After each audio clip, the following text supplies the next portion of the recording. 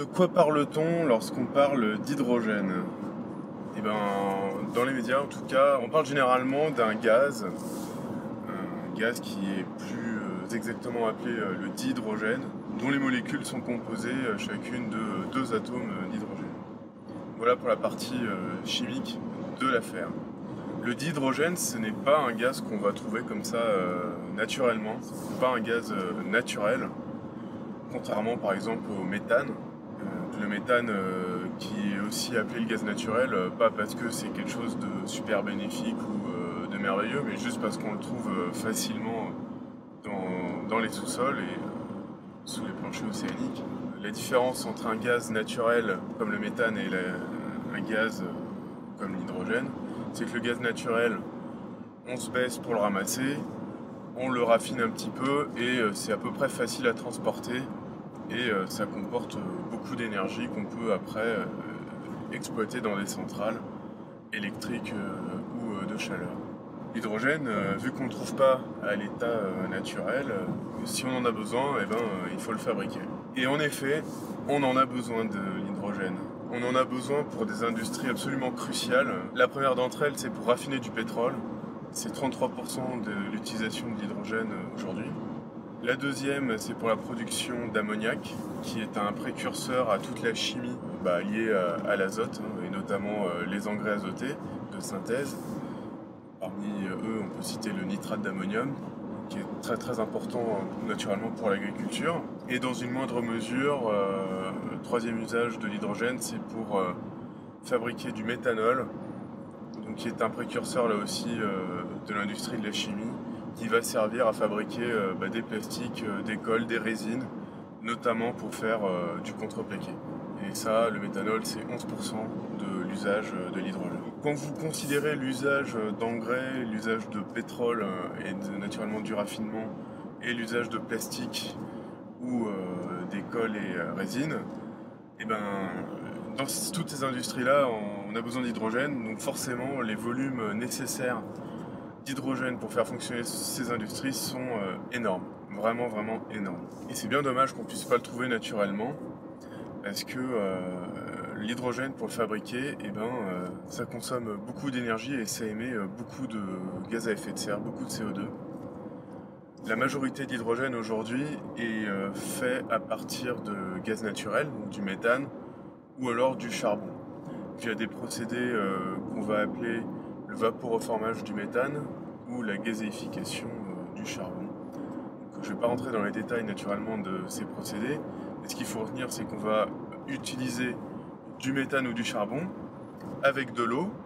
On va porter tout ça à très haute température et la recombinaison de cette réaction va donner d'un côté du dihydrogène et de l'autre du dioxyde de carbone.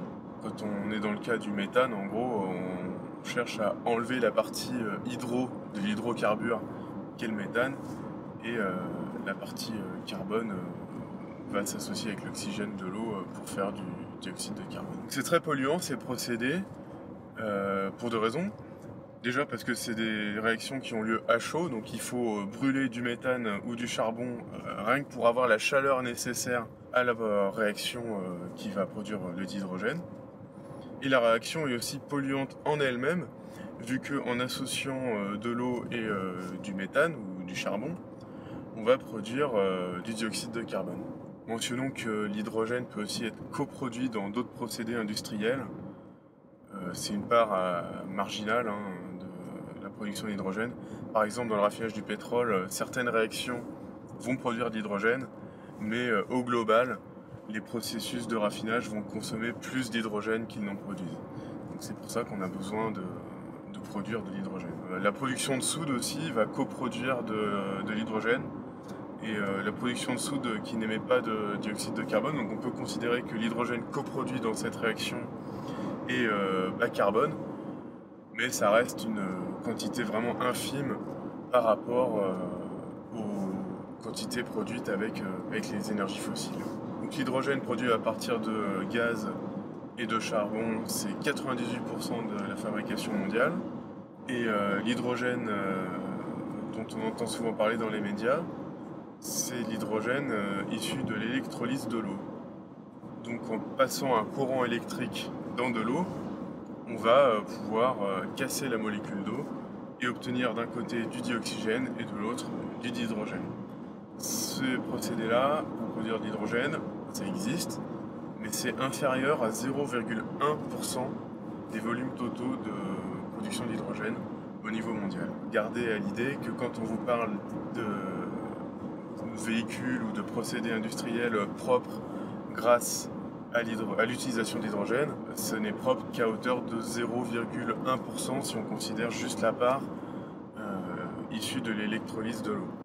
Un peu plus si on considère la part, par exemple, issue d'hydrogène bas carbone, issue de coproduction dans le procédé de la soude, ou d'autres méthodes plus classiques avec séquestration des CO2 émis. Parce qu'une autre source d'hydrogène bas carbone serait de décliner les procédés qu'on connaît avec le gaz naturel, mais de capter le CO2 en sortie et éviter qu'il soit rejeté dans l'atmosphère, qu'il soit remis dans les sous-sols, dans des poches étanches qui par exemple ont pu contenir du pétrole par le passé. Donc certes, les procédés de fabrication d'hydrogène propre sont minoritaires aujourd'hui, mais c'est pas pour autant qu'il faut relâcher les efforts pour en produire davantage, puisque la demande de pétrole ne baisse pas, la demande en engrais azotés a plutôt tendance à augmenter, les demandes en plastique c'est pareil, et l'hydrogène sera aussi à l'avenir impliqué dans d'autres procédés industriels, notamment pour produire des chaleurs, des très hautes températures, pour remplacer le gaz naturel, et aussi pour produire de l'acier de manière beaucoup plus entre guillemets écologique, et remplacer les procédés des hauts fourneaux qu'on connaît depuis la révolution de la fin du 19e. Donc l'hydrogène a un gros potentiel, mais pour ça il faut qu'on puisse obtenir de l'hydrogène bas carbone produit sans émission de CO2 significative. Donc à l'avenir, oui, ces productions d'hydrogène bas carbone, ces nouveaux procédés industriels vont permettre à l'automobile d'avoir une empreinte carbone moindre, c'est certain, mais ce ne sera pas tout de suite, bien sûr. Parce que l'automobile, finalement, comme beaucoup de produits industriels, quand on les regarde, c'est beaucoup d'acier, beaucoup de plastique, quelques autres métaux et du verre, et c'est à peu près tout. Donc si on arrive déjà à avoir des procédés industriels qui permettent d'être beaucoup moins émetteurs de CO2 lorsqu'il s'agit de fabriquer de l'acier ou du plastique, et ben on est quand même sur un cycle beaucoup plus vertueux. D'autant que les aciers et les plastiques qui sont mis dans les voitures sont recyclés. C'est pas des aciers qu'on va mettre dans des ponts ou dans des bâtiments pour des centaines d'années. Donc une fois qu'on produit de l'acier pour une voiture, au bout de 10, 15 ou 30 ans, c'est de l'acier qui va être recyclé. Les plastiques aussi vont être recyclés. D'où l'importance d'avoir une chaîne en amont qui produit ces matériaux avec le moins d'émissions de carbone possible. Une autre voie envisagée d'utilisation de l'hydrogène pour les voitures, c'est la pile à combustible. La pile à combustible qui est un système, un procédé qui est exactement l'inverse de l'électrolyse de l'eau. Dans l'électrolyse de l'eau, on fait passer un courant électrique dans de l'eau pour obtenir du dihydrogène et du dioxygène.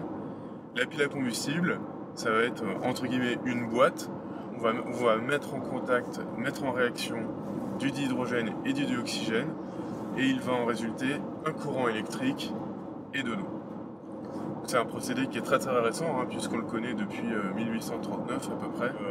C'est pas quelque chose de nouveau, mais voilà, on connaît cette technologie et on sait qu'on peut utiliser l'hydrogène pour fabriquer un courant électrique via ce procédé. Alors, est-ce que c'est une bonne idée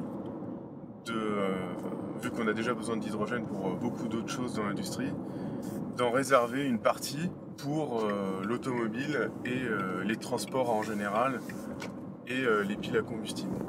Concernant les transports lourds, j'ai pas spécialement d'avis, mais pour l'automobile, je pense que c'est clairement non. Et pour ça, je me base sur un rapport que Volkswagen a publié, je crois que ça devait être en 2018. Au sortir du Dieselgate, Volkswagen a cherché et a étudié quelles étaient les opportunités pour eux pour investir dans du transport individuel bas carbone, sachant que c'est des investissements qui représentaient pour eux jusqu'à 100 milliards de dollars dans les années qui viennent. Il ne fallait surtout pas qu'ils se plantent et qu'ils choisissent vraiment les bonnes technologies. Donc ils ont évalué les différences d'efficience et de performance qu'il faut y avoir entre les véhicules électriques à batterie et les véhicules électriques à hydrogène utilisant une pile à combustible. Et leur conclusion, c'est que entre la source de production d'électricité et l'utilisation de l'électricité dans le moteur électrique, une voiture électrique à batterie va perdre 24% d'énergie sur la chaîne entre la production, le transport, le stockage de l'électricité et la conversion dans le moteur électrique. 24% de perte, c'est quand même pas négligeable, mais finalement c'est pas mal, puisque par rapport à ce qu'on faisait avec le thermique, on est quand même bien meilleur. Concernant l'hydrogène, c'est pas 24% de perte qu'on a, c'est 70%, en tout cas au moment de leur étude. Et ça se comprend aisément, puisque partant de la même source de production d'électricité, Volkswagen a bien considéré que c'était de l'hydrogène bas carbone produit avec de l'électrolyse de l'eau. Partant de la même source de production d'électricité, il va falloir électrolyser l'eau, donc là on a des pertes, récupérer l'hydrogène, le stocker, le transporter, c'est des choses qui sont très difficiles et là aussi on va avoir des pertes. Il va falloir après mettre l'hydrogène dans les réservoirs de la voiture, le reconvertir en électricité dans la pile à combustible, donc là encore on a des pertes. Il va falloir mettre l'électricité dans une petite batterie quand même avant qu'il passe dans le moteur et après réutiliser l'électricité dans le moteur électrique pour faire avancer la voiture. Donc là encore on a des pertes. Donc des pertes cumulées qui s'élèvent à 70%. C'est là que sont pour moi les limites de l'hydrogène pour les voitures à pile à combustible aujourd'hui. D'une part, l'électrolyse de l'eau c'est très peu dans la production d'hydrogène et l'efficience de toute la chaîne jusqu'au moteur électrique est vraiment bien moindre que pour les véhicules électriques à batterie. Les véhicules hydrogène ont des avantages, c'est des véhicules qui n'émettent pas de CO2 à l'échappement, comme les véhicules à batterie, qui peuvent être rechargés assez rapidement, pour peu qu'on trouve une station avec de l'hydrogène, et on peut obtenir une autonomie sans trop de problèmes à 500-600 km. Là aussi c'est un avantage. Mais c'est aussi des inconvénients le véhicule à hydrogène. Aujourd'hui, le véhicule à pile à combustible, c'est 3 fois plus cher que les véhicules électriques à batterie les moins chers. Une Toyota Mirai, on est à plus de 60 000 €. Une Dacia Spring ou une Twingo électrique, on est autour de 20 000 € avant incitation fiscale. Dans une voiture à pile à combustible, on a une pile à combustible qui contient du platine. Le platine, ça coûte très cher comme métal.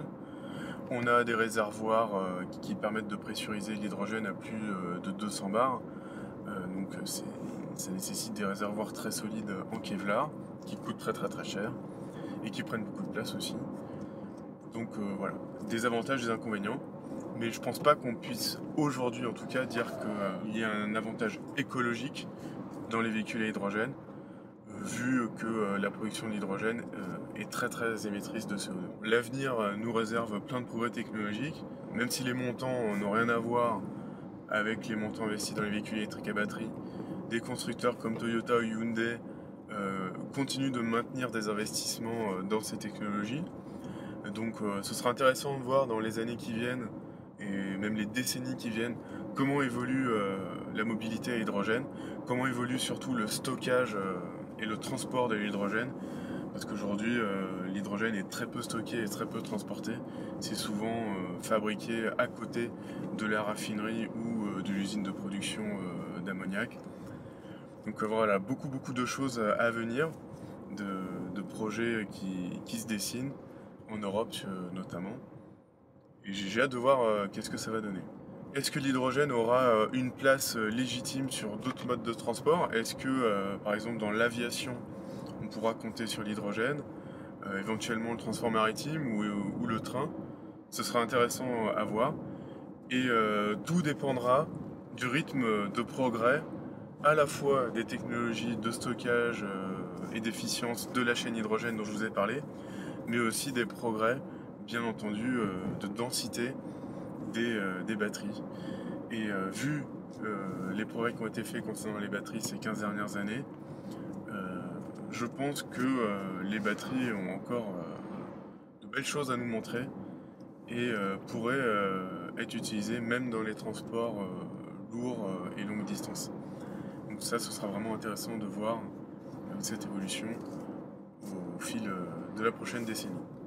J'espère que les quelques informations concernant l'hydrogène que j'ai pu vous donner aujourd'hui vous permettront de prendre un peu plus de recul par rapport aux informations qu'on voit sur les médias généralistes concernant cette technologie. C'est pas du tout la panacée aujourd'hui, vu que la production est très émettrice de carbone, mais pour pas mal d'industries, notamment les transports, mais pas que, si on arrive à avoir de l'hydrogène en grande quantité produit avec peu d'émissions de CO2, ça ouvre vraiment des portes et des opportunités très intéressantes. Je vous laisse me poser des questions ou commenter ce que je viens de raconter dans les commentaires. Je suis toujours très content de pouvoir discuter avec vous et vous lire. Je vous remercie aussi naturellement pour vos abonnements, pour vos partages, pour les commentaires sur les autres vidéos et sur les posts de l'onglet communauté. Ça me fait vraiment plaisir. Je vous retrouve très bientôt pour des nouveaux sujets à mon avis très intéressants à discuter. En attendant, je vous souhaite une bonne route.